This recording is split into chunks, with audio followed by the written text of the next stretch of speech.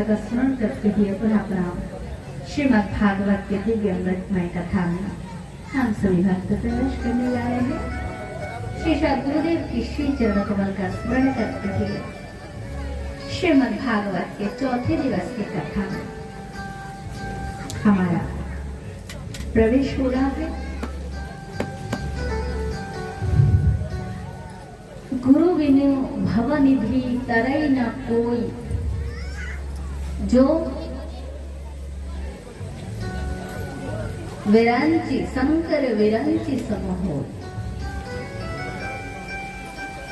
तो मनुष्य के समस्त साधन तप जप समस्त साधनों का जो बल है,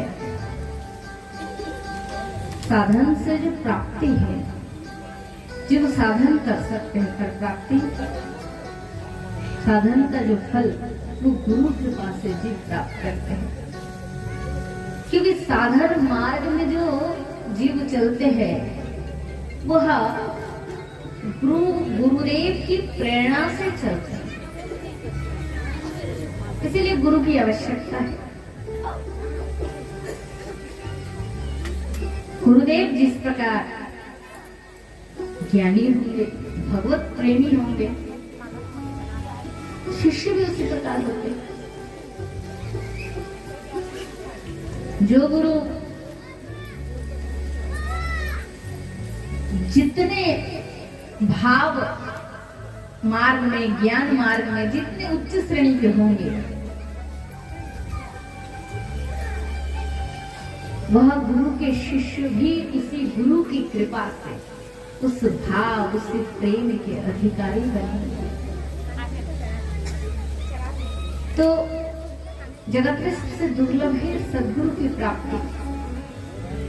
सद्गुरु मिल गए मैंने जीव का कल्याण होना निश्चित हो गया, पर वो सद्गुरु ही नहीं मिलते हैं। जिस गुरु के आश्रय में आने के बाद जीव मनुष्य जीवन की कल्याण प्रारंभ हो जाते हैं। पहचानेंगे कैसे सद्गुरु? जिसने भगवान को प्राप्त कर लिया, जिसका भगवान के संग जिसका कनेक्शन जुड़ गया है, वो गुरु कौन है? पहचानेंगे कैसे? क्या वस्त्र से पहचानेंगे? परिधान से पहचानेंगे? प्रवचन से पहचानेंगे? चलन बोलन से पहचानेंगे?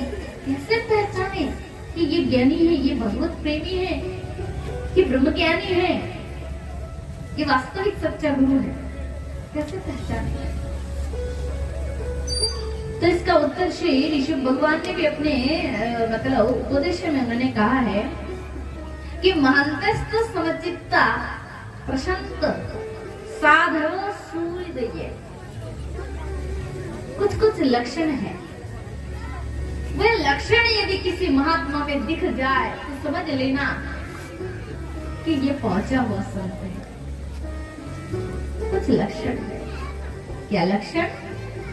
महंतिस्त समचित्ता, जो वास्तव में साधु होते हैं, संत होते हैं, उसकी दृष्टि सबके प्रति समान रहते हैं। योगस्थ कुरु कर्माणि त्यक्त संग धनंजयम, श्रीमद् भगवद गीता। भगवान कृष्ण कहते हैं सिद्ध असिद्धो समबुद्धा समत्त योग युज्यते। जो सब जीवों के प्रति समान भाव रखेंगे, विद्या विनय संपन्ने ब्राह्मणे गवि हस्तिनी सुनी चैव स पाक च पंडितः समदर्शिना। ये भी श्रीमद् भगवद गीता का श्लोक है। अर्थात जो जानते हैं कि पशु हो, पक्षी हो, कीट हो, पतंग हो, जलचर हो, भूचर हो, गगनचर हो, प्रत्येक मनुष्य में एक ही भगवान है, एक ही राम है, एक ही कृष्ण है, दो नहीं है। कितने लोग ये भी नहीं जानते कि कृष्ण और राम एक है। राम को मानने वाले कितने लोग ऐसे होते कि कृष्ण की नाम नहीं सुनते, कृष्ण की भक्ति नहीं करते, और कृष्ण को जपने वाला राम को नहीं मानते। अरे एक ही बाप है हमारे, कभी लाल पहनते तो कभी नीला पहनते, कभी सफेद पहनते, पिता तो एक ही है। तो राम कृष्ण दो एक है। तुलसीदास जी महाराज, राम कृष्ण दो एक है, अंतर नहीं निमेष, निमेष मात्र भी अंतर नहीं है। इनके नयन गंभीर है, इनके चपल विशेष। राम जी गंभीर है, कृष्ण जी चंचल है। राम भगवान मनुष्य को मर्यादा में शिक्षा देने के लिए आए। राम ने वो सिखाया, भगवान श्री राम ने जीव को किस प्रकार मानव जीवन जीना चाहिए, ये राम ने सिखाया। एक पिता का धर्म क्या होता है, एक पुत्र का धर्म क्या होता है, ये राम भगवान ने सिखाया। इसलिए राम क्या है, मर्यादा पुरुषोत्तम है। और वही राम जब कृष्ण बनकर आए तो यहाँ मर्यादा नहीं, या भगवान मनुष्य बनकर नहीं, भगवान भगवान बनकर आए। राम ने कभी नहीं कहा कि मैं भगवान हूँ। जब भी राम जी के परिचय कोई पूछते थे तो वे कहते थे, अयोध्या निवासी सूर्य कुल भूषण चक्रवर्ती सम्राट श्री दशरथ महाराज के ज्येष्ठ पुत्र श्री राम, ये राम जी के परिचय। राम जी ने कभी नहीं बताया कि मैं भगवान हूँ। किसी ऋषि हो, कोई मुनि हो, जिसने भी पूछा तो राम ने कभी बताया नहीं और कृष्ण ने कभी छिपाया नहीं। कृष्ण तो भगवान कृष्ण तो डायरेक्ट जीव से अनाउंस कर देते हैं। क्या बोलते? सब मनुष्य मानव चर अचर सबके सामने भगवान कह दिया, ऐलान कर दिया, सर्वधर्मान् परित्यज्य मामेकं शरणं व्रज अहम त्वा सर्वपापेभ्यं मोक्षयिष्यामि मा शुचः। मैं ही तो भगवान हूँ, आओ मेरे शरण में आओ। मेरे शरण में आने से तुम्हारा सारा पाप मैं नष्ट कर दूंगा।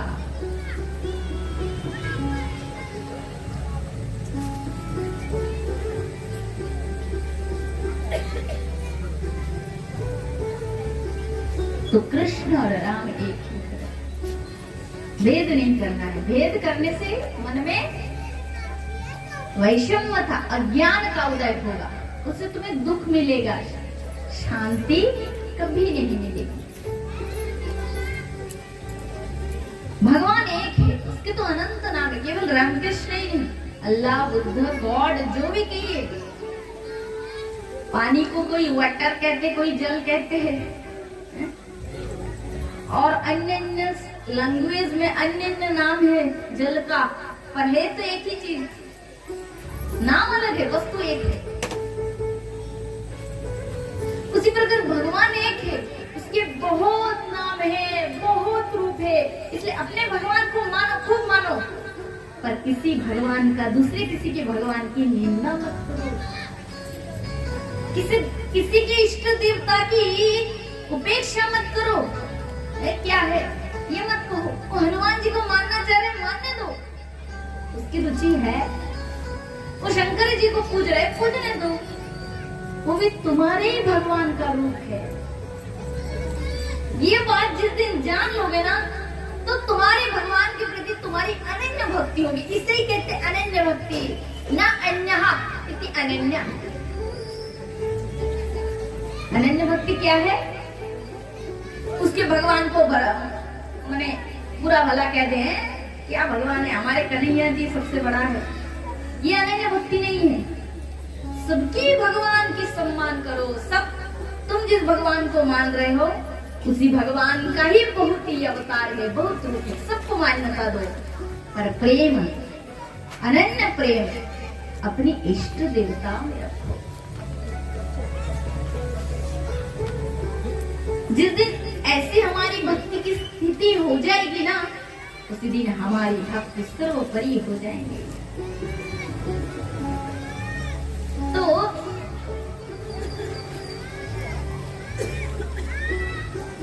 समदर्शी, हम लोग इस विषय में, इस टॉपिक में चर्चा कर रहे थे अभी। सबके प्रति समानता। पशु हो, पक्षी हो, कीट हो, पतंग हो, सब में एक है, सब में एक है। ऐसा भाव से जो सबके प्रति प्रेम रखते हैं, करुणा की दृष्टि रखते हैं, उसकी भक्ति सर्वोपरि हो जाती है। तो ऋषभ भगवान कहते हैं ऐसा जिसका स्वभाव है, जो सबके प्रति समान भाव रखते हैं, ऐसा जिसके स्वभाव है उसे तुम साधु जानो, महात्मा जानो। हम लोग क्या सोचते हैं? नीले पीले पहन लिए, बड़े गले में मोटे मोटे माला था, है बड़ा बाबा जी आ गया है। जिसका जितना मोटा, ज्यादा मोटा मतलब वो बड़ा बाबा जी है।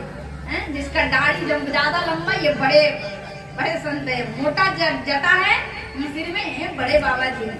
इधर आचरण कुछ 5-7 दिन उनके साथ रहो, आचरण देखोगे,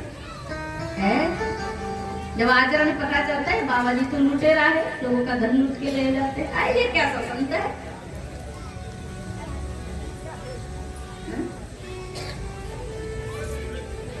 तो कोई कामी है, तो कोई क्रोधी है, तो कोई लोभी है, कोई कुछ है। कैसा संत है? तो संत कभी वेशभूषा से नहीं होते, संत मन से होता है। जिसका मन सत्य, कोई संत है। जिसका मन परमात्मा में लग गया है, वो संत है। बाहरी वेश क्या है? वो तो यूं अभी बनाए यूं छोड़े, 2 मिनट का टाइम लगता है। रावण ने भी साधु का वेश बनाया था और जानकी जी के हरण कर ले गए। बाद में पता चला कोई संत बंद नहीं है, तो दुष्ट रावण है, और बाद में राम जी के हाथ से मारा गया। तो बाहर को संत बनाओगे तो एक दिन जिस प्रकार रावण का विनाश हुआ, ऐसे तुम्हारे विनाश होंगे। और मन को संत बनाओगे तो हनुमान जी की तरह पूरे संसार में पूजनीय बनोगे। बोलो राधे, जोर से बोलना पड़ेगा।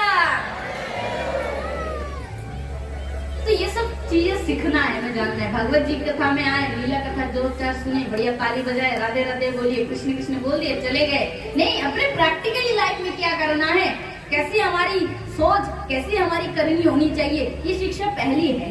ये शिक्षा में पहले धारण करना है, जानना है, और फिर जीवन में उतरना है। तभी तो कुछ बन पाएगा, तभी तो लाइफ में कुछ हम सफलता प्राप्त कर पाएंगे। तो मन को सत बनाना है, मन को साधु बनाना है। और ऋषि भगवान ने तो कह दिया अपने पुत्रों से, हे पुत्रों, संत का पहला लक्षण आपको बताया गया, समचित्ता।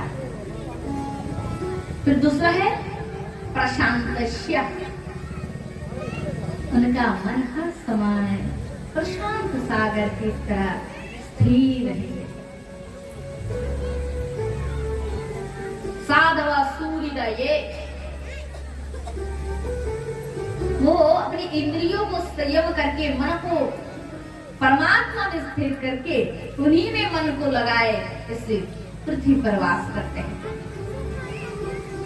जिसके हृदय में भगवान की अनन्य भक्ति हो, जो भगवान की कथा संसारी मनुष्य को कहने में, समझाने में बड़े निपुण हो, जिसकी रुचि हर समय भगवान में हो, भगवान की कथाओं में हो, जिनका जीवन का लक्ष्य भगवान का प्रेम हो, भगवान की भक्ति हो, और जीव को भी ये शिक्षा दे, वो भी निष्काम होकर, निस्वार्थ होकर।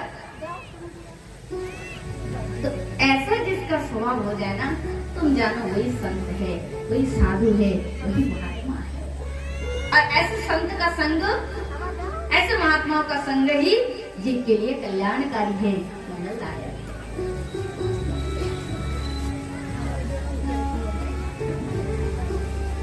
तो कपिल भगवान की कथा भी हम लोगों ने कल चर्चा किए थे। देखिए, कपिल भगवान ने माता से कह दिया, माँ मन ही एवं मनुष्य, मन यदि परमात्मा में लग जाए तो वही मुक्ति है, जीते जी मुक्ति। और मन परमात्मा में नहीं लगा तो मरने के बाद भी बंधन है। सारा बखेड़ा इस मन का है। इसलिए कबीरदास जी ने गाया ना, क्या कहा,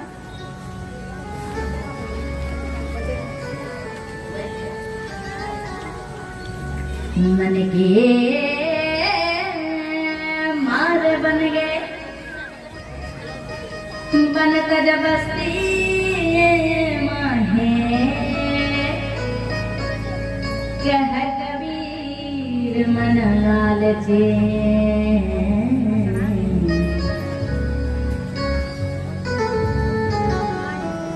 यह कहे ठहरत नाय,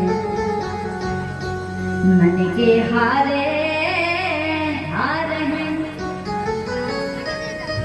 मन के जीते जी, मन ही मिलावत राम सो, मन ही करत भरी, या गति है अटपटी, झटपट लखना कोई, जो मन के खटपट मिटाए, तो झटपट दर्शन होए, मन के हारे हारे, मन के जीते जी, तो मन के हारे हारे, मन चाहे तो ईश्वर से मिला दे, और मन जब करे तो कुछ नहीं। तो शांति बनाए रखे, जब बहुत हल्ला हो रही है, माताएं थोड़ा शांत रहे, तो मना ही ये लो मनुष्य राधे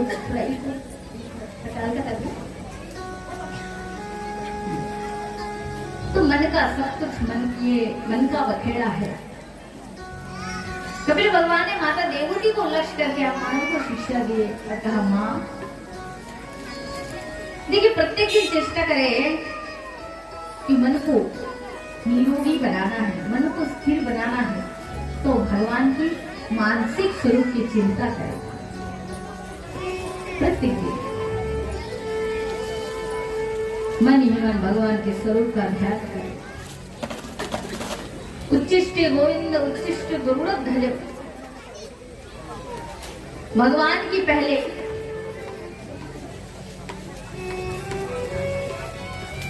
प्रभात के समय प्रथम भगवान का मंदिर में, भगवान के मंदिर में जाकर प्रणाम करे। उच्चिष्ट गोविंद उच्चिष्ट गरुड़ध्वज, उनको जगाए जिन लोग पूजा करते हैं भगवान की। फिर मंगल आरती करे, स्नान आदि कराए, पोशाक धारण कराए, श्रृंगार आदि करे, फिर भोग लगाए। फिर भोग लगाने के बाद जैसे हम लोग देखते होंगे, भोग लगाने के बाद हम लोग क्या करते हैं, मंदिर में पर्दा लगा देते हैं। पर्दा लगाने के बाद शांत होकर, धीर स्थिर होकर क्या करना है, भगवान के स्वरूप को चिंतन करना। भगवान के स्वरूप के चिंतन का बहुत फायदे है, बहुत लाभ शास्त्र में कहा गया है। क्योंकि देखिए, अगर हमारे शरीर में रक्त में रोग हो गया, रक्त दूषित हो गए, तो क्या होता है, चर्म में खुजली होते हैं, और वो खुजली होने से यदि चर्म की मरहम पट्टी करेंगे तो खुजली थोड़े समय के लिए तो शांत हो जाएंगे, फिर धीरे धीरे फिर शुरू हो जाएंगे। इसलिए डायरेक्ट रक्त की शुद्धि करनी चाहिए, दवाई से, इंजेक्शन से रक्त को शुद्ध करना है। रक्त यदि शुद्ध हो जाएगा तो अपने आप चर्म रोग ठीक हो जाएंगे। तो उसी प्रकार से रोग इस मन को हुआ है।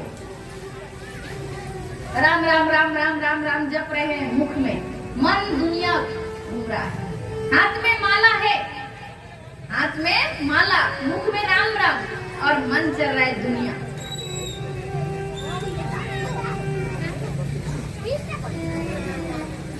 कई बैठे हैं ठाकुर मंदिर में, भगवान जी के मंदिर में, मन पहुंच गया अमेरिका, मन पहुंच गया दिल्ली, कलकत्ता, हरिद्वार। तो ये सच्ची भक्ति नहीं है। हमारे समस्त इंद्रियों की राजा है ये मन। इंद्रिया, ठाकुर जी की पूजा हो रही है, बहुत प्रकार के भोग अपने लगाए, विशेष विशेष फूलों की माला चढ़ा रहे, भगवान जी को कीमती अगरबत्ती की अब सेवा में लगाए, दीप जलाए घी का, घंटी बजा रहे, आरती कर रहे, भोग लगा रहे, इधर मन कहीं घूम रहा है। मन पहुंच गया मित्र के पास, प्रिय साथी के पास, मन पहुंच गया आज जाना है मीटिंग में, बड़े सेठ जी से मिलना है, मुख्यमंत्री जी से मिलना है, आज कमाई ऐसी करनी है, आज खूब धंधा को बढ़ाना है। मन इधर उधर डोल रहा है, भटक रहा है, इधर हाथ में घंटी, इधर आरती की थाली है। बोलो राधे, जोर से बोलना पड़ेगा। जिनको ये सब देना है वो देते रहे, और बाकी कथाएं सुने, क्योंकि आज के जो चैप्टर बहुत स्पेशल है। मैं तो जिधर बातचीत हो रही है उधर देख ही नहीं, क्योंकि पता है, क्योंकि मेरी जो कथा की इंटेंशन है, जो बात कर रहे हैं ना, उनकी ओर देखने से पूरा खराब हो जाएगा। इसलिए जो मेरी कथा सुन रहे, मैं उधर ही देख रही हूँ। बात करने, आप बोलने से भी नहीं मानेंगे, फिर ये शांत होने दो, फिर मुझे बोलना है सबको। और विशेष आप कथा में ही ध्यान दें, जिनका हो गया, जिनको करना है वो करें, और अपनी अपनी जगह में बैठ जाए, है ना। तो हाँ, तो चर्चा क्या थी? मन। तो पूजा में हम बैठते हैं, मन को स्थिर करना है। समस्त इंद्रियों की राजा है हमारा ये मन। मन को प्रेजेंट करना है भक्ति में। इंद्रियों की भक्ति भगवान गिनते नहीं है, मानते नहीं है। मुख राम राम राम राम, हरि बोल, हरे हरे हरे कर रहे हैं, मन नहीं है, तो ये भक्ति भगवान के खाते में नहीं जुड़ेगा। मन प्रेजेंट होनी चाहिए, इंद्रिया चाहे हो या ना हो। आप शरीर से पूजा कर रहे, जो फल मिलेगा आपको, उससे करोड़ों गुना फल जब आप मन ही मन करेंगे, मानसिक करेंगे तो मिलेगा, उससे मिलेगा। क्यों? क्योंकि भगवान केवल मन की भाव को देखते हैं, मन की भक्ति को ही गिनते हैं, इंद्रियों की भक्ति नहीं। इंद्रिया तो मन को, और मन तो इंद्रियों को ऑर्डर देंगे, आदेश देंगे, तो विथ मतलब प्लस मन प्लस इंद्रिया, तब भक्ति जुड़ेगी, तब भगवान स्वीकार करेंगे। विदाउट मन तो वो भक्ति भगवान को स्वीकार नहीं है। समझने वाली बात है, ध्यान देना। अब बाद में कहोगे महाराज जी ने इस विषय में तो कुछ कहा ही नहीं, इधर हम गप्पे लड़ा रहे थे, उधर वो चैप्टर कब खत्म हो गई पता ही नहीं चली। बोला राधे, तो ये गप्पे सप्पे तो मरते दम तक होंगे, मरते दम तक बिस्तर में पूछेंगे। एक आदमी था, पिताजी बिस्तर में पड़े हैं, बेटा टेंशन कर रहे हैं, पिताजी शायद चले जाएंगे, तो उसके पिताजी कहते अरे तू यहाँ कर रहे, क्या कर रहा, दुकान में खरीदार आ रहे हैं, इतने भीड़ जमे है, उधर जा तू, इधर पूरा मरने वाला है, टिकट का टाइम हो गया। और उसको वो मरने की टेंशन नहीं, बेटा से कह रहे दुकान में जा, सारे ग्राहक आ रहे हैं। तो ऐसी स्थिति हो जाती है मनुष्य की। संसार की दिन रात चिंता करते करते करते करते मन भी संसारमय हो जाता है, दूषित हो जाता है, और मृत्यु के समय भी इस संसार की चिंता करते हुए वो प्राण का त्याग करते हैं और अधोगति को प्राप्त करते हैं। इसलिए जानो, सीखो, जीवन कैसे जीना है सीखो। इतना दुर्लभ मानव शरीर मिला, थोड़ा पैसा और थोड़ा मान सम्मान ये तुच्छ। हाँ, मैं ये नहीं कहते पैसा कुछ नहीं, शरीर के लिए चाहिए, जीवन के लिए चाहिए, अवश्य चाहिए, परंतु यही जीवन के सब कुछ ये नहीं है। जीवन को चलाने के लिए धन चाहिए, ये साधन है, जीवन मार्ग में चलने के लिए साधन है, परंतु लक्ष्य वस्तु धन नहीं है। लक्ष्य अगर पैसा होता, हमारा जीवन का लक्ष्य अगर धन ही होता, तो हम पैसे लेकर ही जाते हैं, मरने के बाद सब कुछ छोड़ के क्यों जाते हैं? आज तक किसी ने अपने सारे धन संपत्ति पैसे लेकर ऊपर जा सका? अरे शरीर ही नहीं जाता है तो धन तो दूर की बात। समझ रहे ना?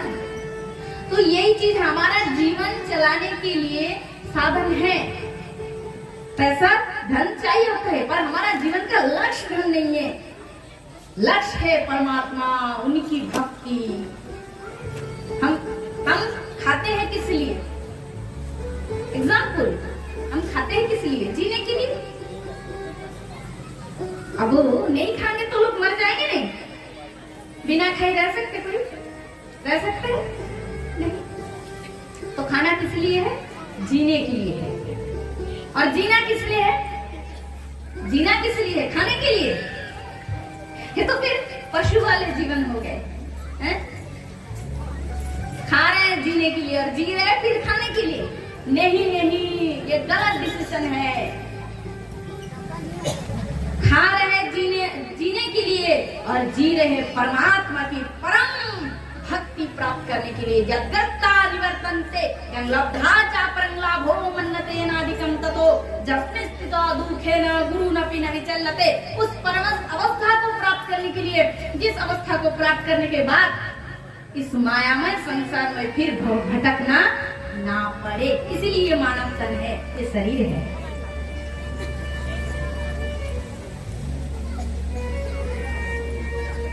पर जिसके विचार ही एक है जीवन में, खाने के लिए और संसार की भोग के लिए जी रहे हैं, जिसके जीवन का लक्ष्य ये इरादा यही है, खाने के लिए, मौज करने के लिए जीवन है, ऐसा विचार जिसका है, उसके जीवन का कोई अर्थ नहीं है, मतलब वृथा है, व्यर्थ है।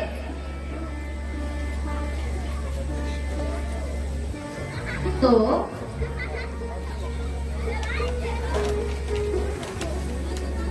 कबीर भगवान ने माता देवहूति से यही बात कही है, हमारा लक्ष्य उत्तम होना चाहिए, ठीक होना चाहिए।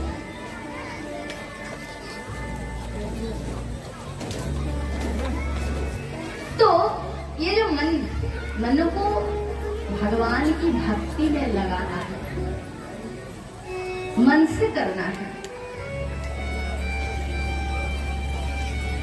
प्रभात जब ब्रह्म मुहूर्त का समय हो, एक अथवा एकांत समय आपको मिले, उसी समय भगवान के मानसिक स्वरूप का चिंतन करें। इसी विषय में मेरी पहली टॉपिक थी, जो चर्चाएं शुरू हुई थी। तो क्या होगा? मन शुद्ध होंगे, मन स्थिर, नितांत आवश्यक है। और मन परमात्मा की चिंतन करेंगे। मन को यदि ये पहले थोड़ा मुश्किल होगा, कठिन होगा, डेफिनेटली, पर यदि अभ्यास करेंगे ना, धीरे धीरे धीरे ये सरल होता जाएगा। तो दो लाभ, इससे आपको दो लाभ मिलेंगे। क्या लाभ? फर्स्ट, पहली लाभ यह है कि परमात्मा के मानसिक चिंतन से पहली लाभ यह है कि आपके मन की ईर्ष्या की विनाश हो जाएगी। मन में भेद वैषम्य नहीं होगा। किसी सुखीवान व्यक्ति को देखकर आपको दुख का अनुभव नहीं होगा। और दूसरा लाभ यही है कि सब में आपको गोविंद का दर्शन होने लगेगा। सर्वभूतस्थात्मस्थ सर्वभूतानि च आत्मनि तिष्ठते जुगजुक्तात्मा सर्वथा समादर्शिनः यो मां सर्वेषु भूतेषु शान्तमात्मनम् ईश्वर हितज्जाये भजये भस्मन्यो योगो भूतिश। तो जिस विषय में हम लोग चर्चा कर रहे थे, सेकेंड लाभ क्या है? मैं बोली तब इनका दर्शन होगा। ये यव श्रद्धस्य एव स हरे। सब में भगवान का दर्शन होगा।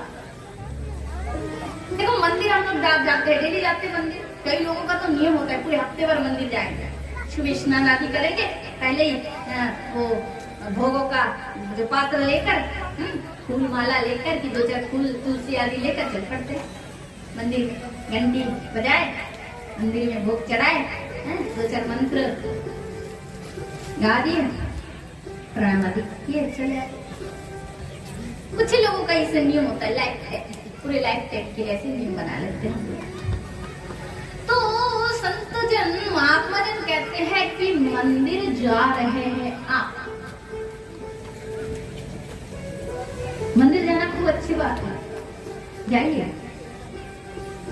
कोई बात नहीं, परंतु ये बात भी जान के रखिए कि मंदिर में जो भगवान है वो कुत्ते में भी है, शुकर में भी है, गधा में भी है, चंडाल में भी है, आप में है, हम में है, ब्राह्मण में है, चोर में भी है, सब में है। कपिल भगवान कहते हैं माँ,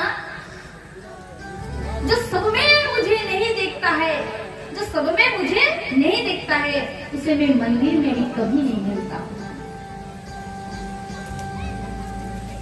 सब में है, यही भाव बनाए रखे, इसी से भगवान प्रसन्न होते हैं। और कपिल भगवान ये भी कहा है कि माँ, जो सब में मुझे ना देखकर केवल मंदिर में देखते हैं, उसकी पूजा भस्मन्योवर होति च, भस्म में घी के आहुति देने के समान व्यर्थ है। भस्म में आहुति दोगे तो क्या होगा? कुछ फल मिलेगा, लाभ होगा? रात ही रात उसको जाने, कुछ नहीं।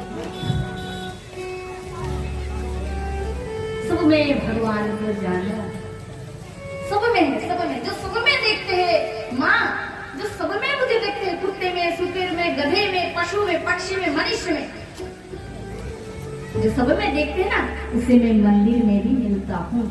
और जो सब में मुझे नहीं देखता है, उसे मैं मंदिर में भी कभी नहीं मिलता हूँ। श्री एकनाथ जी महाराज, एकनाथ जी महाराज ले, एकनाथ जी महाराज थे बड़े संत।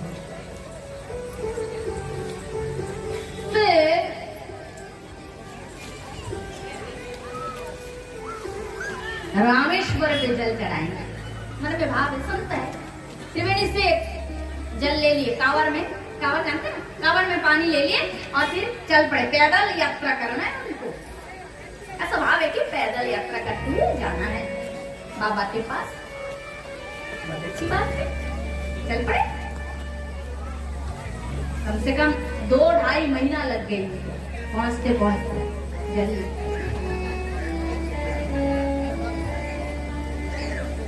रामेश्वरम पहुंच गए और जाकर देख रहे लंबा लाइन है। कैसा लाइन? लंबा लाइन, 5 किलोमीटर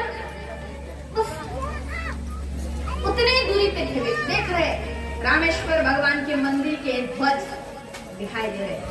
मन में भारी आनंद, पहुंच गए, अभी कुछ घंटों में पहुंच जाएंगे और बाबा पे जल अर्पण कर देंगे, जल चढ़ा देंगे। इतने दिन से लाई हुए जल आज चढ़ा पाऊंगा, मन में भारी आनंद है, उल्लास है, बहुत अच्छी बात है। जाकर बाबा के आगे लाइन में खड़े हो गए। अब वो रामेश्वरम में, अब तो जानते हैं समुद्र है, समुद्र के पास क्या है? बाली है, रेत है ना, समुद्र के किनारे में बाली रहता है। अब वो बाली में, रेतों में लाइन से खड़े हो गए, बहुत भक्तों के पीछे। सबको होड़ था, सबको जल्दी था कि मेरा जल पहले चढ़ जाए। वो चाह रहे कि मेरा जल पहले चढ़े, वो चाह रहे मेरा जल, पर भीड़ था इसलिए लाइन में खड़ा होना पड़ रहा है। और ऐसा हो गया, उस भीड़ों में लोगों ने देखा कि एक गधा था, जल के प्यास में तड़प रहा था। और ही रेत में, बालू में वो गिर पड़ा। सबके पास जल है, किसी ने नहीं दिया। ये जल गधा को पिला देंगे, फिर बाबा को क्या चढ़ाएंगे? पर एकनाथ जी ने जब देखा तो एक सेकंड के लिए भी इन्होंने विचार नहीं किए और सारे जल, अपने पास जितना जल था सारे के सारे जल उस गधे को पिला दिए। और मनी मन कहने लगे, शंकर भगवान बस तुम तो यही से मेरे जल को स्वीकार करो। ये प्राणी हमारे सामने मरने वाले हैं और जल रहती थी उसको ना। क्या गधे में भगवान नहीं है?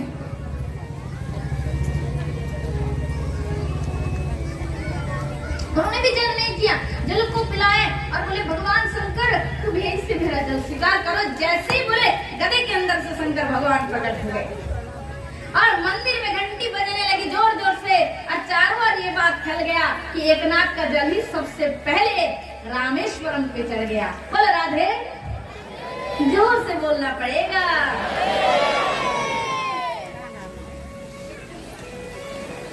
तो इस उदाहरण से तो समझ गए ना भक्ति कैसी होती है, भगवान की कैसी करनी चाहिए।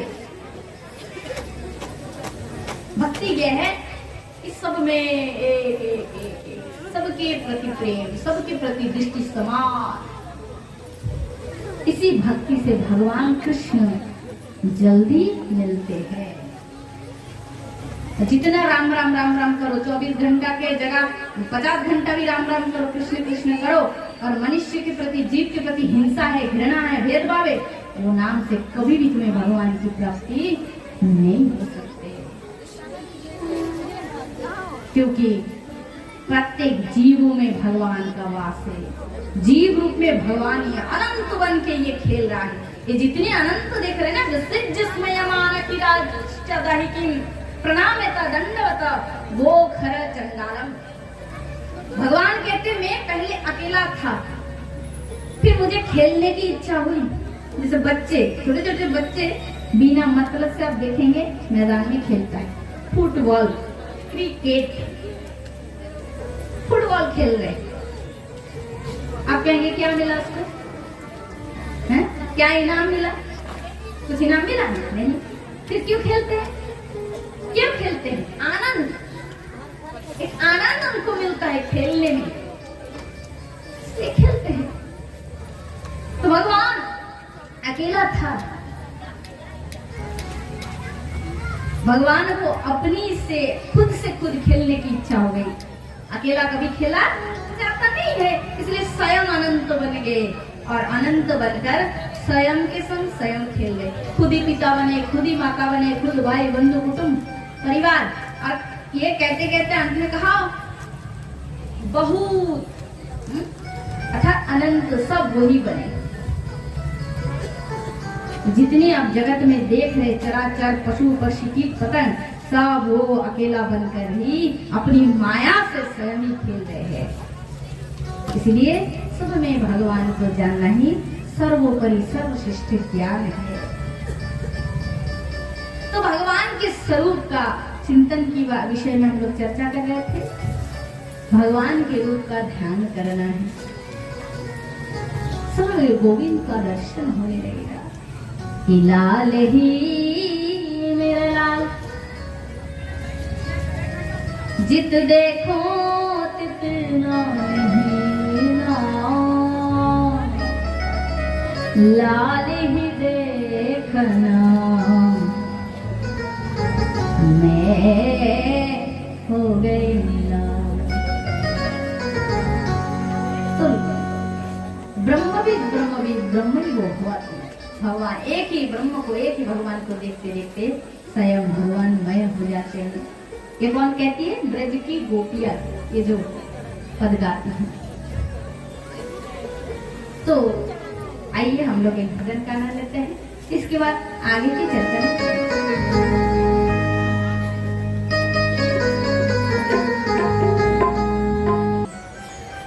यम्बरेशो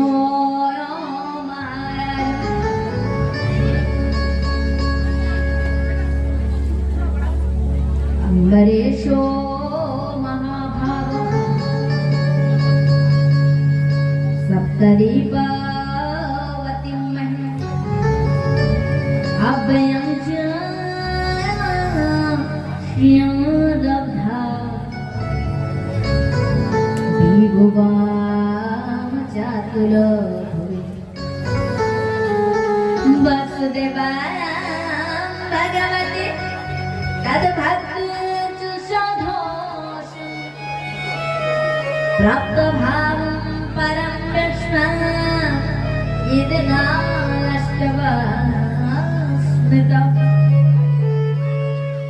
असवै मनः कृष्णपदाय विन्दे भजन्ति वैकुण्ठ गुणानो वर्णने करो हरे मंदिरमार्जनं दिशि श्रुतिं चकार युष कथो। श्री सुखदेव मुनि कहते परीक्षित, मनोज जी के वंशज में परम भागवत भक्त का प्राकट्य हुआ जिनका नाम था अम्बरीश। बड़े भाग्यवान भक्त थे, सप्तद्वीपों के राजा थे, किंतु कृष्ण भक्ति में मन इतना विशुद्ध हो गया कि सारे संपत्ति को एक मिट्टी के ढेले के समान जानकर विषय से वैराग्य दरख्त का उदय हुए और दरख्त बनकर भगवान की भक्ति करने लगे। सुखदेव मुनि कहते हैं परीक्षित, केवल अम्बरीश जी ही नहीं, उनकी पत्नी भी परम भक्ता थी। दोनों ही एक समान भगवान की भजन करते थे, सुबह उठकर स्नान आदि करके भगवान की पूजा करते थे और मन ही मन स्तुति करते हैं, अम्बरीश जी महाराज, हे प्रभु आप ऐसी कृपा करो कि मेरा नयन सदा सदैव आपका दर्शन प्राप्त कर पाए, मेरे ये कान सदैव आपकी अमृतमय कथा सुन पाए, मेरे नासिका आपके चरणों में लगे हुए तुलसी की सुगंध को प्राप्त कर पाए, मेरे ये हाथ आपकी और आपके भक्तों के चरणों की सेवा करे। इस प्रकार मेरे समस्त इंद्रियां आपकी सेवा में लग जाए।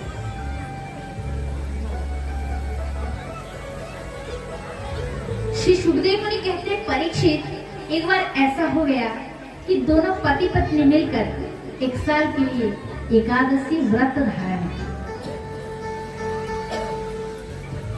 1 साल के लिए एकादशी व्रत हो गई, खत्म हो गई। उसके बाद द्वादशी के दिन वे संतों को सेवा करने लगे, सारे संतों को बुलाए और प्रसाद सबको पवा रहे, भोजन की व्यवस्था हुई, सब प्रसाद पा रहे, सबको आनंद से भोग लगाया जा रहा है, संत समागम हो रहा है। इतने में दुर्वासा मुनि का आविर्भाव हुआ। ऐसे संसार में 5 महर्षि जान रखिए, जिनका सुबह उठकर नाम लेने से पातक का विनाश होता है। 5 महर्षि, इनकी इतनी शक्ति है ना, ये चाहे तो आपको भगवान के गोदी में भी बिठा सकते हैं। 5 महर्षि पुराणों में नाम आता है। और ये यदि आपसे कुपित हो जाए तो आपको नरक के घोर गड्ढे में भी गिरा सकते हैं। कौन कौन है? इनका नाम आते हैं। प्रथम है भृगुमुनि। भृगुमुनि कौन है? जिन्होंने त्रेता में भगवान श्री राम के प्रार्थना स्वीकार करके त्रेता में सारे समुद्र के जल को अंजलि में लेकर पान किए थे। हाँ, इनका नाम है अगस्त्य मुनि। अगस्त्य मुनि ने जलपान किए। और भृगु मुनि वो है जो परीक्षा के लिए बैठक लोग जाकर विष्णु भगवान के वक्षस्थल पर चरण प्रहार किए थे।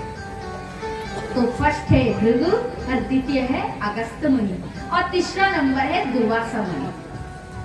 दुर्वासा मुनि कौन है? जो दुर्वादल के रस को छोड़कर कुछ भोग नहीं पाते हैं, दुर्वा के रस का पान करकर कुछ नहीं खाते थे। ये है दुर्वासा मुनि। हो गया, थर्ड नंबर हो गया। चौथा नंबर है विश्वामित्र मुनि, जो तप की मूर्ति है। हजारों वर्ष तप तपस्या करते हुए जिन्होंने ब्रह्म ऋषि पद को प्राप्त किया था। ये हो गया चौथा। और पांचवा नंबर है परशुराम भगवान, जिन्होंने धरती पर 21 बार क्षत्रिय शून्य कर दिए थे। ये 5 महर्षि हैं। सुबह उठकर इनका नाम लेने से पातक का नाश होता है। अब भी लेना बहुत अच्छा है। बिस्तर पे आए जैसे उठेंगे ना, नाम लेना, देखिएगा जल्दी अपने में चेंज आएंगे, हैं? परिवर्तन आएगा खुद में। आप खुद फील करोगे, अनुभव करोगे, परिवर्तन आएगा, है ना? तो लेना है, कुछ करने से ही तो कुछ होगा। और कथा सुनिए जैसे थे वैसे ही रह गए तो क्या मतलब? कथा मतलब क्या है? जैसे हम सरोवर के पास पहुंचते हैं और शरीर की सारी गंदगी धो लेते हैं, नहाकर धो के शुद्ध हो जाते हैं, है ना? सरोवर के पास जाते हैं, स्नान करके सारी गंदगी, सारे शरीर की दुर्गंध धो जाते हैं, सरोवर के जल में अशुद्ध हो जाते हैं। तो कथा माने क्या?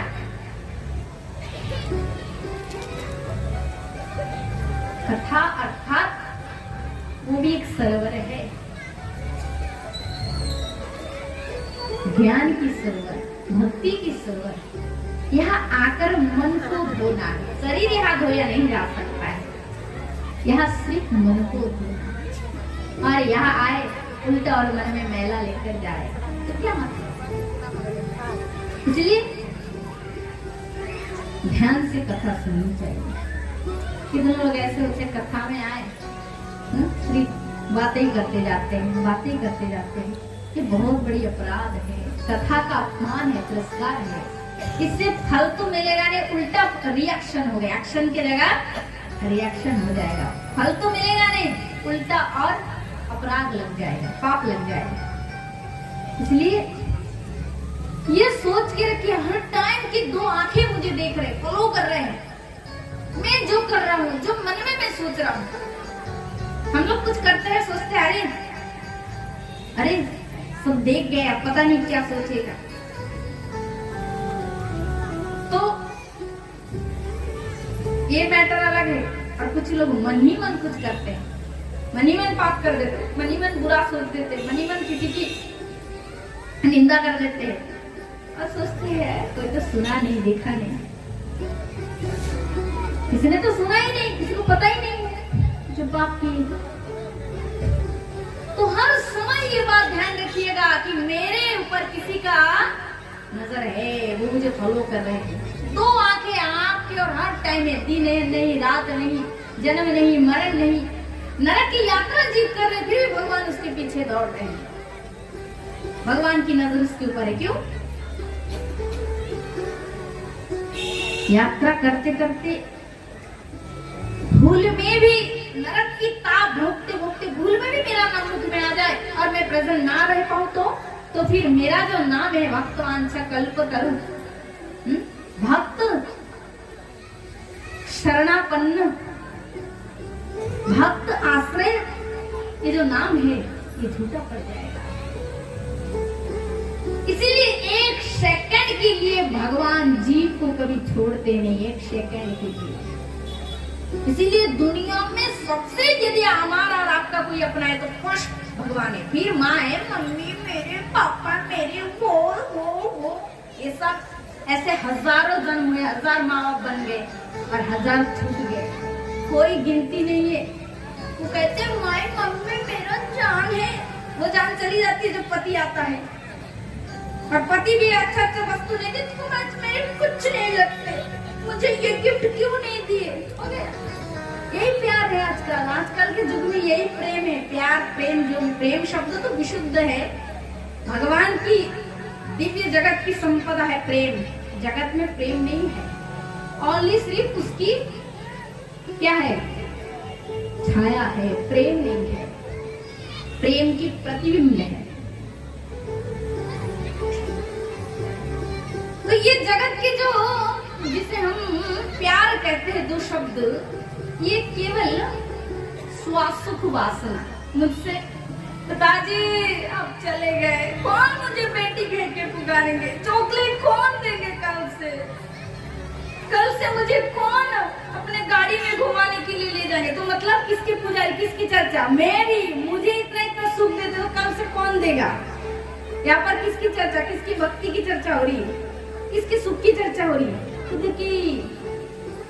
कोई रोते हुए कोई खत्म हो जाती, ये नहीं कहता कल से मैं किसकी सेवा करूं। ये कहने वाला बहुत कम,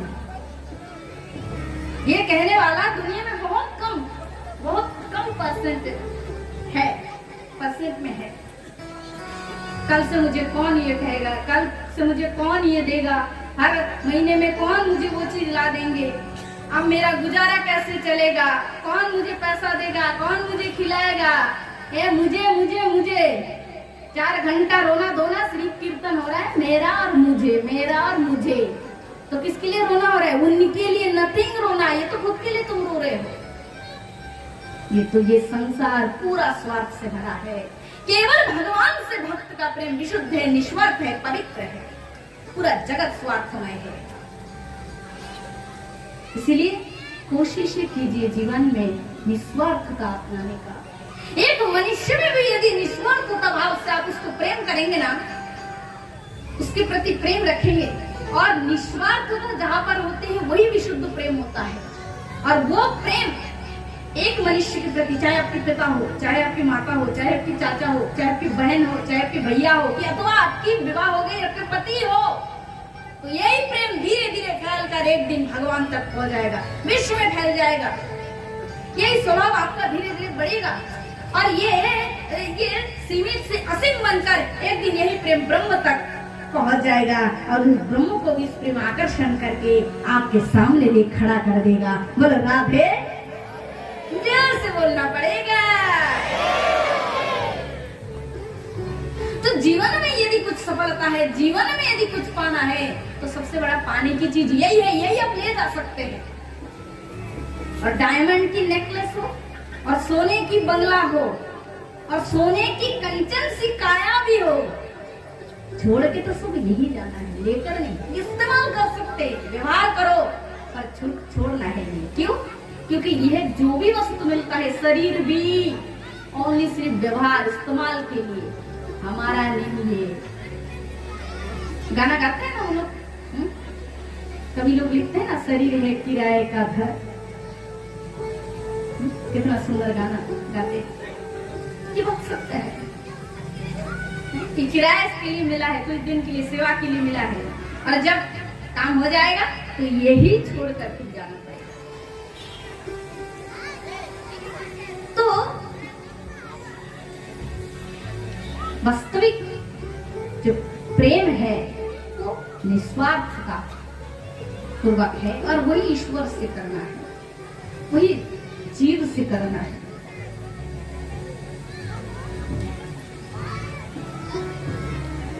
तो राजा अम्बरीश की चर्चा हम लोग कर रहे थे।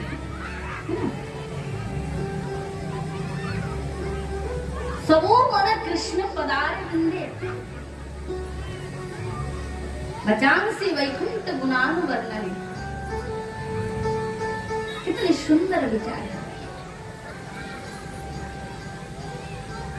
हे प्रभु, ऐसे कृपा करें कि आप में ही मन मेरा लग जाए।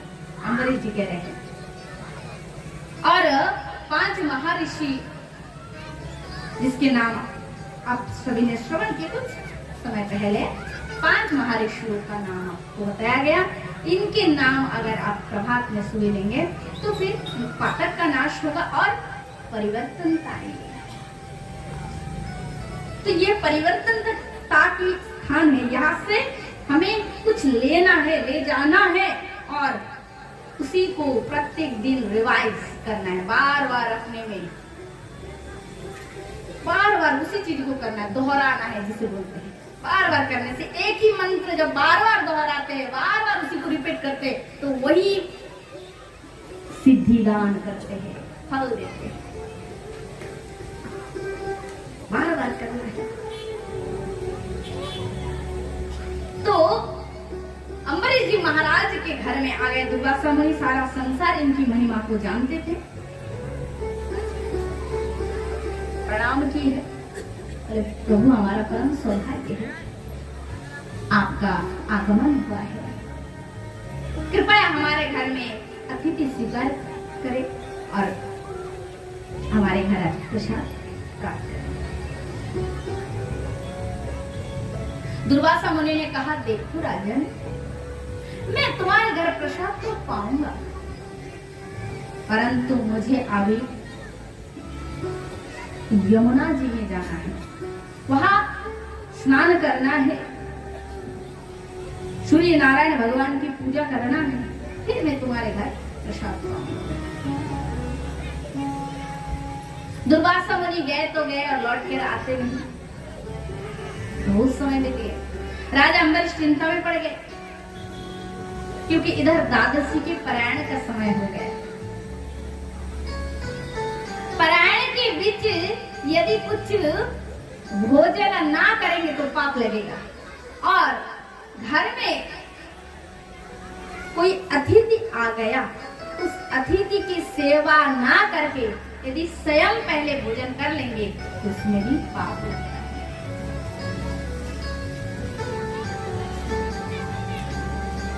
तो इसीलिए अम्बरीश जी भारी चिंता में पड़ गए। चिंता में पड़ गया, अब क्या करूं? अब भगवान की शरण ली है, प्रभु तुम ही जानो। देखो, जीव के हर परिस्थिति में एकमात्र भगवान ही उसको रास्ता दिखा सकता है। इसलिए यही चर्चा में कर रही थी कि दुनिया में जितने हमारे अपने कहते हुए है, माता है, पिता है, भाई है, बंधु है, जो भी हम कह रहे हैं, सबसे पहले हमारा अपना भगवान है। उसके बाद फिर सेकंड नंबर से आप जिसको भी चुन सकते हैं, चाहे अपनी माता को अथवा पिता को, कि अपने भाई बंधु को, क्योंकि जगत के सारे रिश्तेदार परिवार बंधु है और कृष्ण परम बंधु है। क्योंकि लोक में और परलोक दोनों स्थान पर भगवान हमारे साथ है। सारे जीवन भगवान हमारे साथ है, और मृत्यु के बाद जब तुम दुनिया परिवार सबको छोड़ के जा रहे हो, तुम्हारे साथ यदि कोई है तो श्री भगवान, ओनली श्री भगवान। जीव स्वर्ग में जाते हैं पुण्य के फल से, वहां भी भगवान उसके साथ रहते हैं। जीव कर्म के फल से नरक में जाता है, दुर्गति भोगते, फिर भी भगवान उसके साथ नहीं छोड़ते, वहां रहते हैं। जिस भगवान की चैतन्य शक्ति हमारे अंदर विराजमान है, जिससे हम सांसें ले रहे हैं, भोजन कर रहे हैं, रात में निश्चिंत होकर सोते, खराटे लेते हुए, अगर परमात्मा निकल जाए तो शरीर कोई काम का नहीं रहता है। उसी परमात्मा से हमारा कोई रिलेशन नहीं, कोई संबंध नहीं, और उसके भरोसे हम रात भर चैन से सोते हैं। सोचते ये नहीं कि आधी रात में अगर सोते सोते मर जाए, कोई सोचता है? नहीं। जिसके भरोसे जी रहे हो, जिसके भरोसे तुम्हारी जिंदगी में है, सब कुछ उन्हीं के हाथों में, सबसे अपना बंधु वही है। जिसके द्वारा, जिसके शक्ति से, जिससे सब हो रहा है, उन्हीं को जानते ही नहीं, उन्हीं को पहचानते, उनसे रिलेशन संबंध ही नहीं जोड़ पाया। इसलिए भागवत में अंतिम उपदेश जब भगवान कृष्ण ने उद्धव महाराज को किए हैं, तो कितना भक्ति की 3 धारा बताई है। इसकी चर्चा मैं लास्ट दिन विशेष रूप में करूंगी। आज तो बड़ा चैप्टर है, आज नहीं करना, क्योंकि उसी दिन इसी का चैप्टर आपको सुनाया जाएगा। भक्ति की 3 धारा। फर्स्ट नंबर है क्या? फर्स्ट नंबर है भगवान से संबंध, और संबंध के बाद आत्मनिवेदनम, भगवान के चरणों में खुद को समर्पित कर देना, और फिर समर्पण के बाद अनन्य निष्ठा। ये 3 भक्ति की धाराएं। जैसा आप लोग पूरी गए होंगे, पूरी जो गए होंगे वो जानते होंगे, पुरी में जहाँ रथ यात्रा होते हैं ना, जिस स्थान पे जो चौड़े जो रोड है उसे क्या बोलते हैं पता है? बड़ दांड, उड़िया में बोलते हैं बड़ दांड, ऐसे बोलते हैं। तो वो जो रास्ता है ना, 3 रथ चलते हैं भगवान के, 3 ठो रथ चलते हैं। एक है बलराम जी के, और एक है भगवान जगन्नाथ के, और एक है सुभद्रा माता के। ठीक है, बड़दांड। तो क्या है ये 3? क्या है? ज्ञान और वैराग्य और भक्ति। ज्ञान, वैराग्य और भक्ति। तो ज्ञान वैराग्य संयुक्त भक्ति प्रेम रसावहा। ठीक है, यहाँ जानने की और थोड़ी सी बात है। क्या बात है? हर बात हर टाइम याद नहीं आता है, एक एक टॉपिक से एक एक चर्चाएं आ जाती है, मन में आ जाता है। तो ज्ञान और वैराग्य संयुक्त भक्ति प्रेम रसावहा। भक्ति देवी नारी है, भक्ति क्या स्त्रीलिंग नहीं है, भक्ति नारी है, शक्ति है। और भक्ति देवी के 2 पुत्र है, ज्ञान और वैराग्य।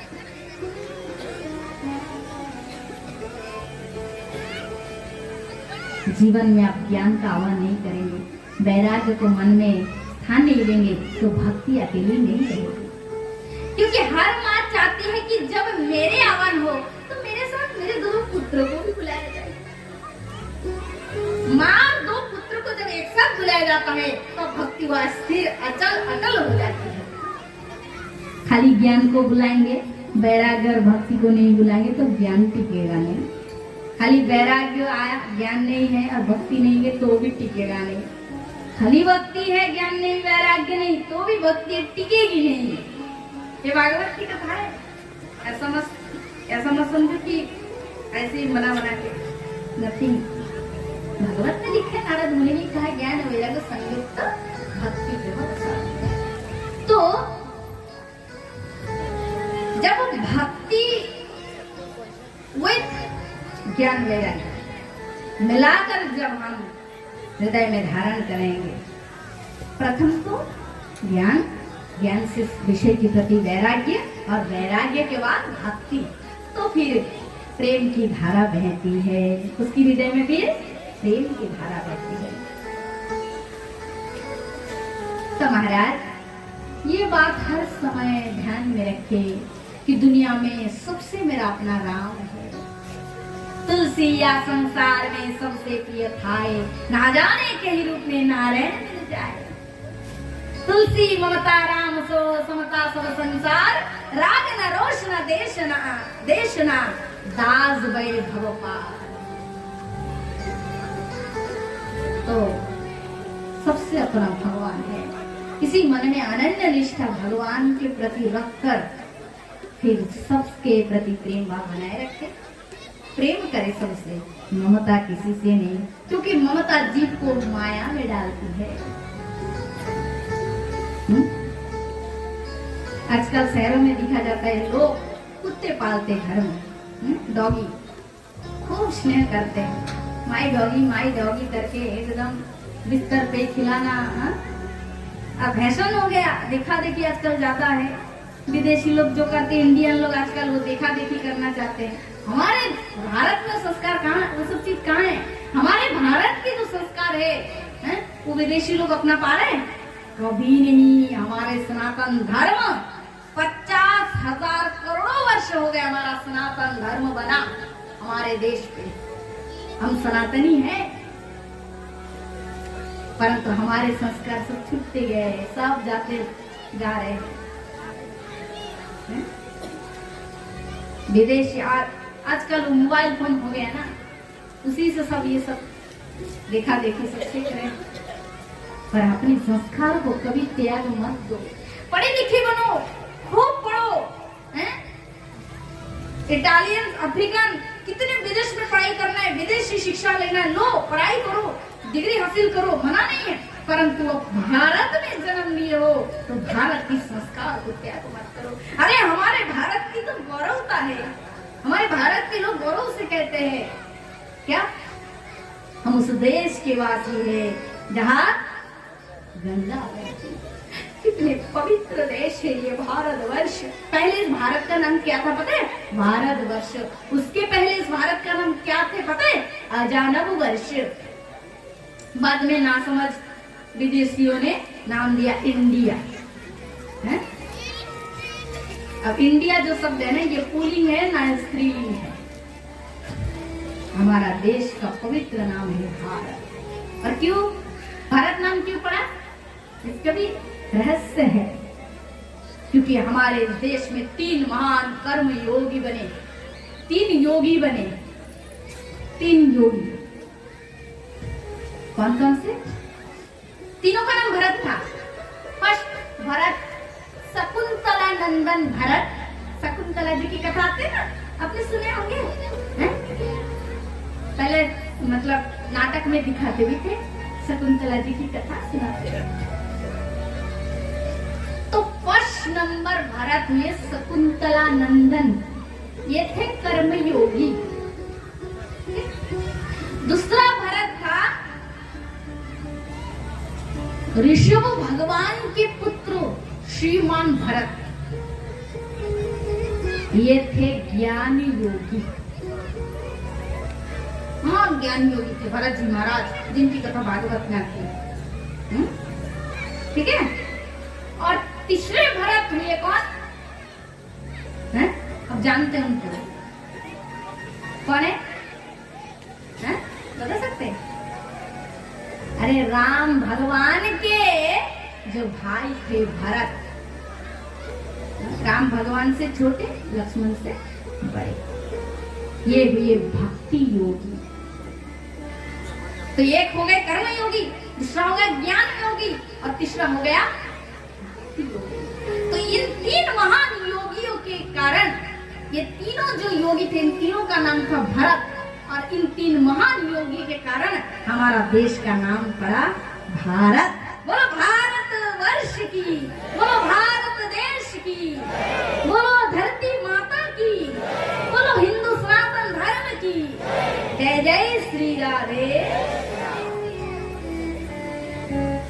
पवित्र जैसे जितने भी भगवान की अवतार हुई है और आगे होंगे, सब अवतार हमारे भारत वर्ष में हुआ है।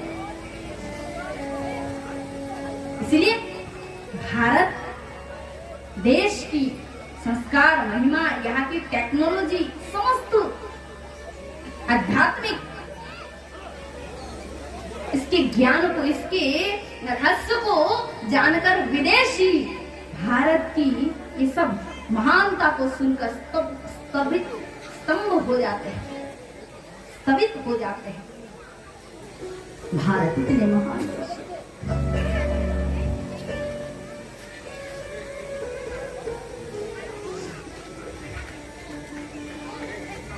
तो महाराज अम्बरीश की चर्चा हम लोग कर रहे थे।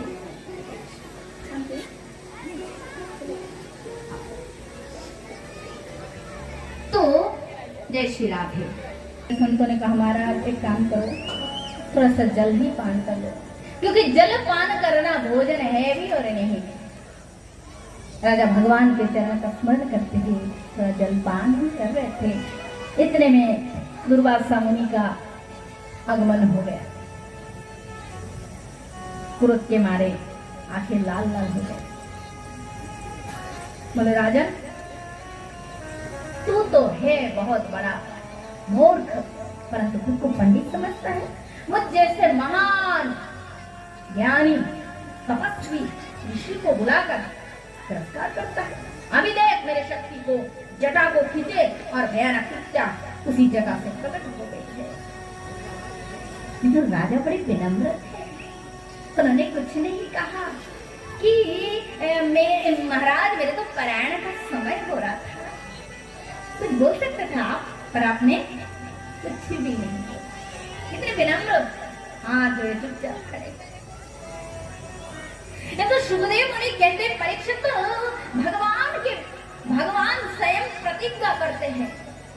भगवान का प्रतिज्ञा क्या है? सकुदेव प्रपन्नाया तवास्मीति तो याचते अवया सर्वभूतम्यत् ददाम्यत व्रतं नमः। राम भगवान कहते हैं, ये वाल्मीकि रामायण का श्लोक है। और ये कब आती है ये कथा? जब आपने भी सुना होगा, जब रावण से अपमानित होकर विभीषण राम जी के शरण में आते हैं।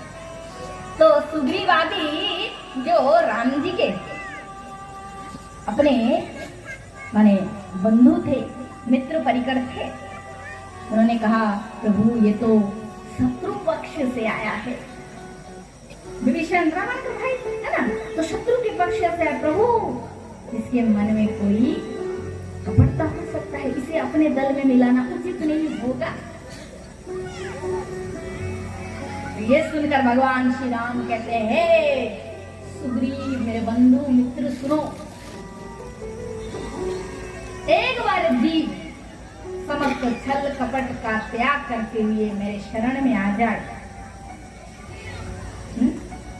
सन्मुख होई जीव मही जवाही, तुलसीदास जी महाराज, सन्मुख होई जीव मही जवाही, जन्म कोटि अथा नाश ही तबाही।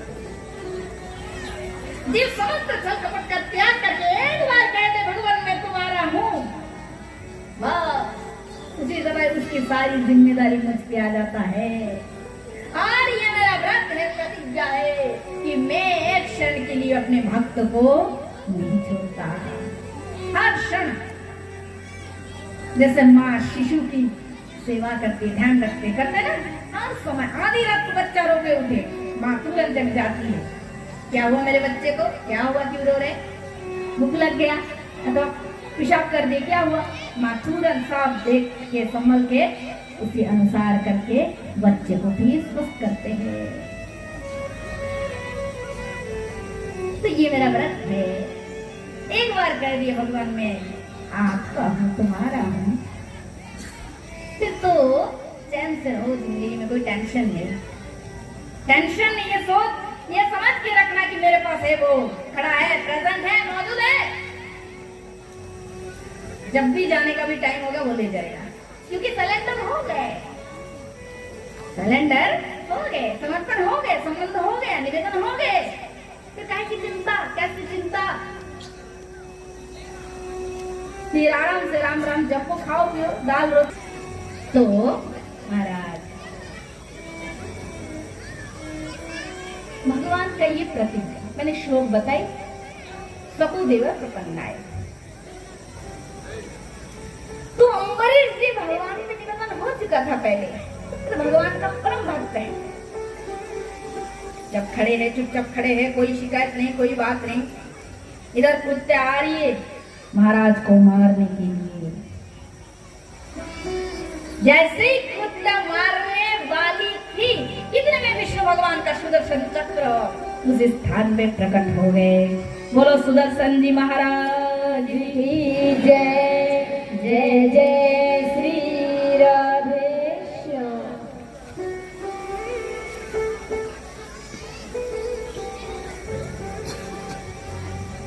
कौन भगवान के भक्त को मार सकता है?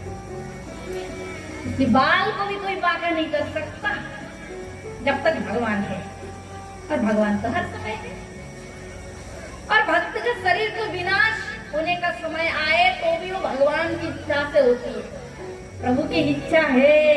अब उसका शरीर मरने का समय आया तो ऐसा रोग डॉक्टर के पास जाते हैं, डॉक्टर कहते हैं नहीं अब काम नहीं होगा, ठीक नहीं होगा, इनको ले जाओ घर, क्यों समय हो गया, अभी वो प्रभु के पास जाएंगे। तो महाराज सुदर्शन जी प्रकट हो गए और महाराज दुर्वासा मुनि के सामने उस सुदर्शन चक्र ने कृत्य को भस्म कर दिया है, कृत्य नष्ट हो गई।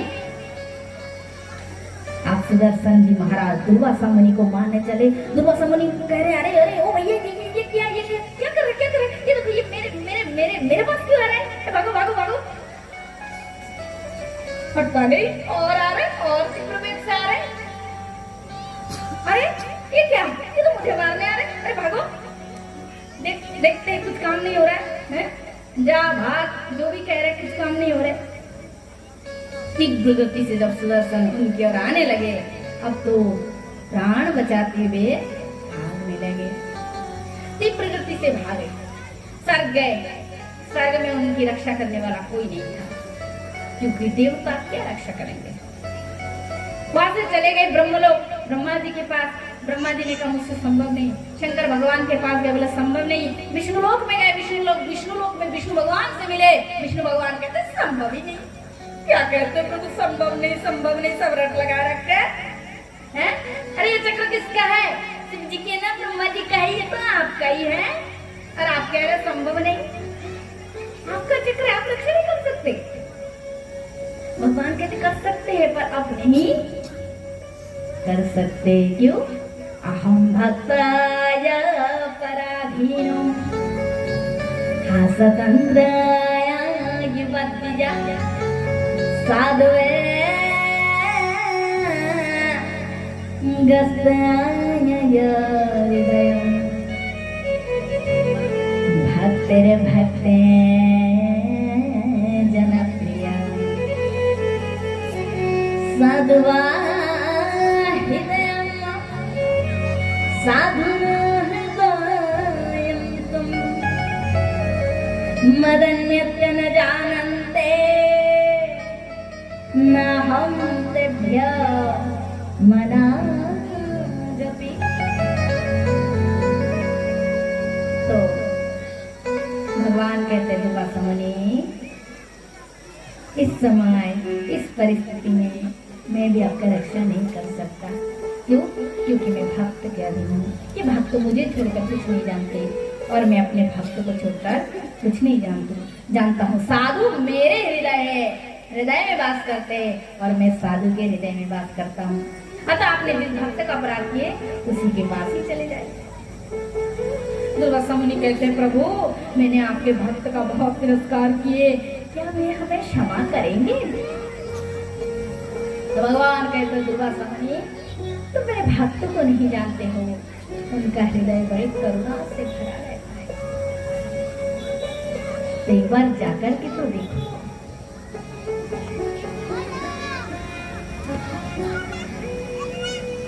प्रभु के इस प्रकार कहने से दुर्वासा मुनि वैकुंठ लोक से पुनः पृथ्वी पर आए।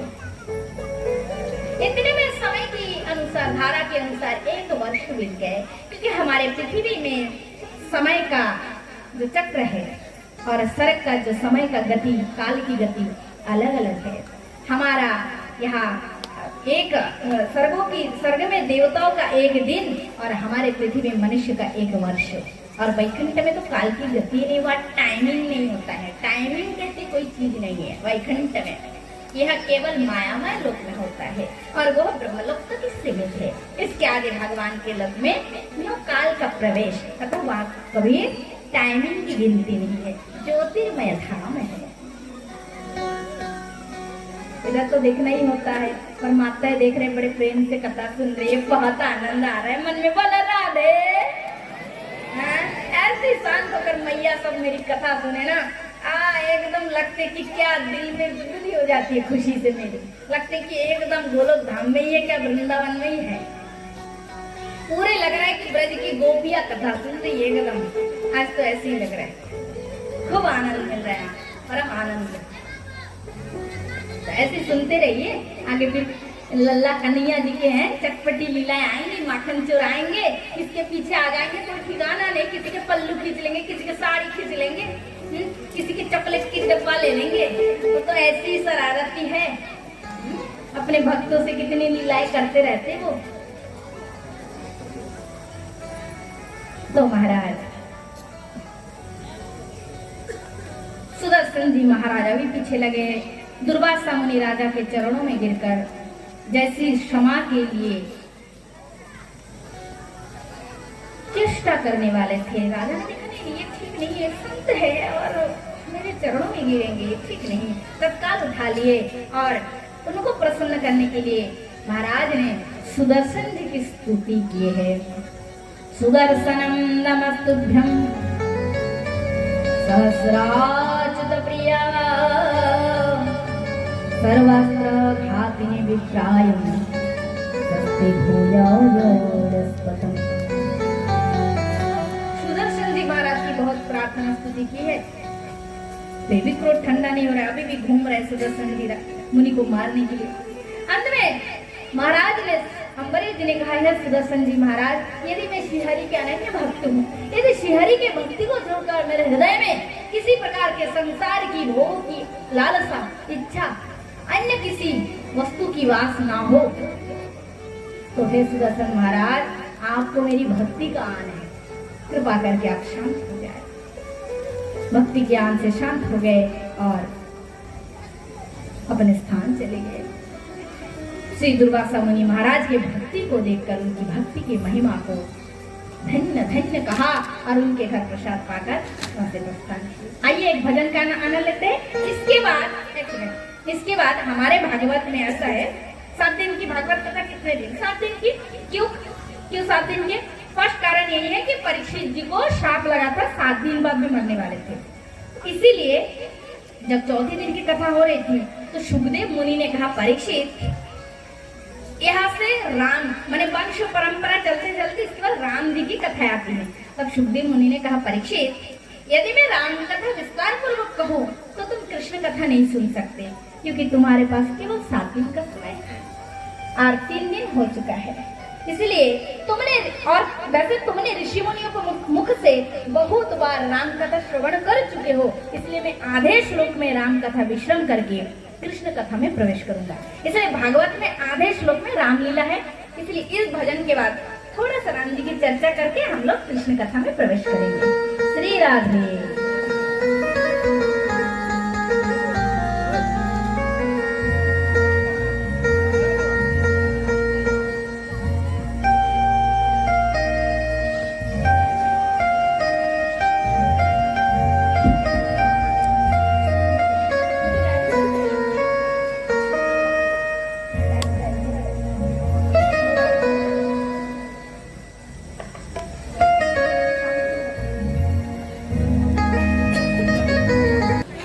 सुखदेव मुनि कथा प्रसंगों को आगे बढ़ाते हैं और इसके बाद सगर चरित्र सुनाते हैं। सगर की दो पत्नी सुमति केशरी। आप अश्वमेध यज्ञ का संकल्प लेते हैं और यज्ञ का घोड़ा इंद्र चोरी कर ले जाता है। इससे कपिल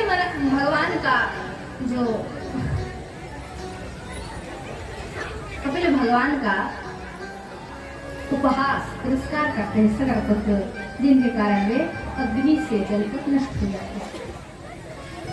अपने पूर्वजों का कल्याण के लिए, मुक्ति के लिए सगर जी की जो पोता अंशुमान जी तपस्या के लिए जाते हैं।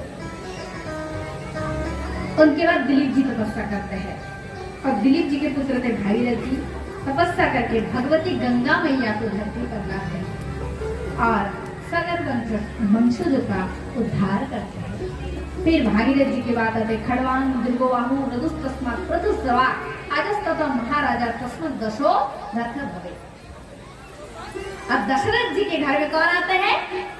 स्वयं ब्रह्मा। आइए, बड़ा सुंदर है। आज जोग लगन ग्रहवार थी सकल भय अनुकूल, चार आरु आचुर हर्ष जत राम जन्म सुख। सब मंगल हो गए, पर्वतों से रत्न हीरे मोती सब झर रहे हैं, नदियों की जल अमृत के समान हो गया, पृथ्वी पूरा दुल्हन की जैसे सज गई, 6 ऋतु में सब फूल एक ही दिन में एक ही क्षण में खिल गए। क्या अपूर्व सुवास, शीतल मंद सुरभि 3 प्रकार के वायु प्रवाहित हो रहे। सारे देवता एकदम स्थिर होकर खड़े हो गए। अब राम जी का अवतार होने वाला है। सब हाथों में फूलों की माला लिए चल पड़े। कहा? अयोध्या की ओर। आइए, सब देवताओं के संग हम भी थोड़ा चल सकते हैं। सब देव चले महादेव चले, सब देव चले महादेव चले, लेकर फूलों के हार आओ राघव सावरिया। सब देव चले महादेव चले,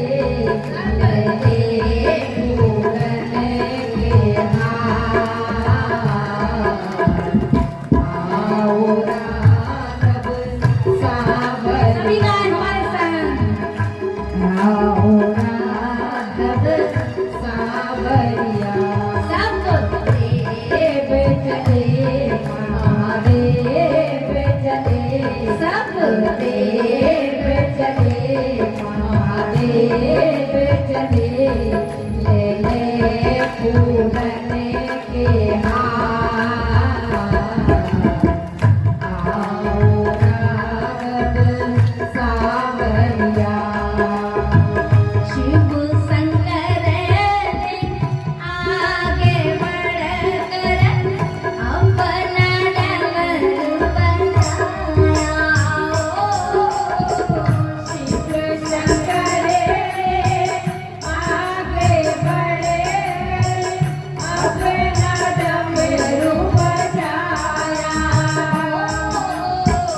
गंधर्व ने ताल मिलाकर प्रभु की आस्तुति गाया गंधर्वों ने ताल मिलाकर प्रभु की आस्तुति गाए सब हरसी रहे मेघ बरसी रहे सब हरस रहे मेघ बरस रहे अमृत के सरस फुहार आओ राघव सावरिया सब देव चले महादेव चले चले पूरन के हाथ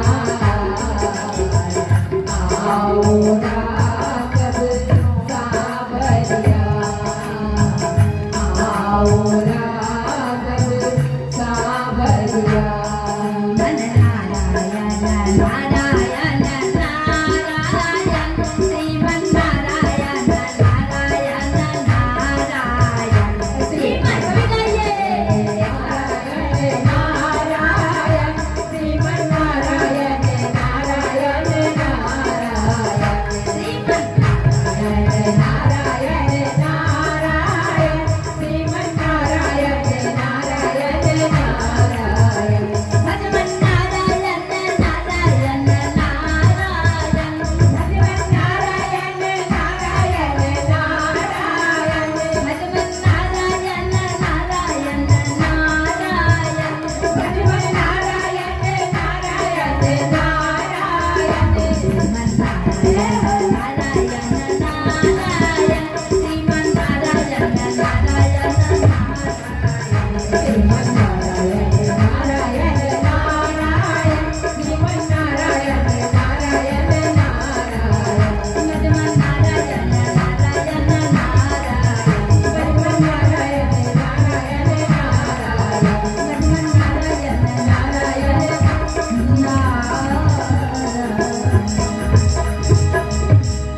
बोलो सरकार की जय बोलो भरत जी महाराज की जय बोलो लक्ष्मण जी महाराज की जय शत्रुघ्न जी महाराज की जय जय श्री राम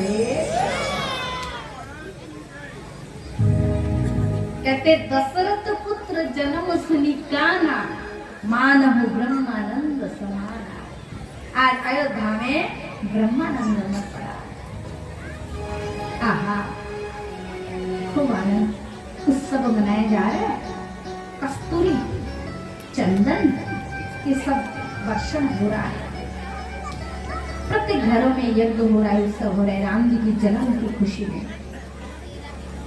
दशरथ जी ने खूब दान पुण्य किए हैं और धीरे धीरे फिर धीरे धीरे समय बड़ा भगवान श्री राम लक्ष्मण चारों भाइयों की नाम संस्करण कार्य हुआ संपन्न हुआ गुरु वशिष्ठ देव जी के द्वारा गुरुकुल में शिक्षा ग्रहण की शिक्षा प्राप्त होकर घर आए और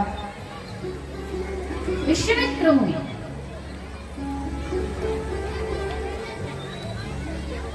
राम और लक्ष्मण को लेने आए हैं क्योंकि वे बहुत दिन से यज्ञ प्रारंभ किए थे राक्षस के कारण तो यज्ञ पूरा नहीं हो पाया राजा दशरथ जी पहले तो देने में झिझके फिर अपने कुल गुरु की आज्ञा से राम लक्ष्मण को हाथ में समर्पित किए।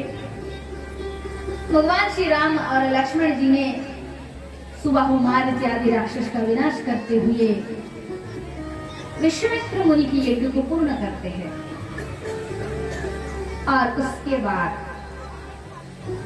वहां से मिथिलापुरी जाते हैं। जनक नंदिनी सीता जी के स्वयंवर में बड़े बड़े राजा महाराजा आते हैं, पर जनक जी की शर्त के अनुसार शिव धनुष को कोई उठा नहीं पाते हैं। अंत में गुरुवर की आज्ञा से राम जी जाते हैं। गुरुवर क्या आज्ञा देते हैं कि उठाओ राम, उठाओ राम, भंजऊ भव चापा, मेटो तात जनक परितापा।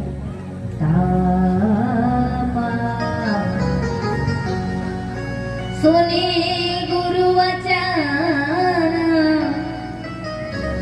चरण सिरुनावा, हर्षु विषाद कछूर न आवा। न हर्ष न विषाद राम जी सज भाव से खड़े हुए और शिव धनुष को प्रणाम करके वे सीता जी की ओर देख रहे कि सीता जी की इच्छा है कि नहीं हम उनके पति बने। तब सीता जी की दशा बड़ी दयनीय थी। एक एक क्षण उनके एक एक युगों के समान बीत रहे कि राम जी के द्वारा ये धनुष उठेगा या नहीं। तो श्री राम जी ने सोचा फसल सूख जाए तो वर्षा कराने से क्या मतलब, कोई प्यास के मारे मर जाए तो उसे अमृत देने से क्या मतलब। तो राम जी ने लेत चढ़ावत खेचत गाड़े कौन लखा देखी जब ढाड़े, कई चल राम मध्य धनुष तोड़ा, हुए त्रिभुवना चकित भाड़ा। उसी समय हंसते हंसते जैसे कोई बच्चा खिलौना उठा ले, उसी भाव से राम जी ने धनुष उठाया। सत्यम चढ़ाते ही शिव धनुष टूट गए और सीता जी आई वरमाला लेकर रघुवर जी के गले में वरमाला पहनाई। तो फिर 4 भाइयों के संग 4 राजकुमारियों की विधिवत विवाह हुई। उनको भी अयोध्या में विदा करा गया है। समय के अनुसार भगवान श्री राम भी अपने पिताजी के वचन के मान रखते हुए 14 वर्ष को वनगमन करते हैं। फिर एक दिन पंचवटी में शूर्पणखा आती है, राम जी से विवाह का प्रस्ताव रखती है। राम जी अस्वीकार करते हैं और जब नहीं मानती है तो लक्ष्मण जी के द्वारा नाक कान काटते हैं। शूर्पणखा रावण से जाकर शिकायत करती है, रावण सीता जी के हरण कर ले जाते हैं। अंत में भगवान श्री राम वानर सेना द्वारा समुद्र में सेतु बंधन कराते फिर लंका में जाकर दुष्ट रावण आदि राक्षस का विनाश करते हैं और इसके बाद सीता जी को अशोक वाटिका से मुक्त करा के पुनः अयोध्या प्रस्थान करते हैं। तो यथा तयोश्यतं राजन वंश सम्य पावयम् यस्मिता त्रैलादयं भूपा कीर्तयन्ते कीर्तयम्। सुखदेव मुनि कहते परीक्षित, तुमने राम कथा ऋषि मुनि मुख से बहुत बार श्रवण किया, इसलिए मैं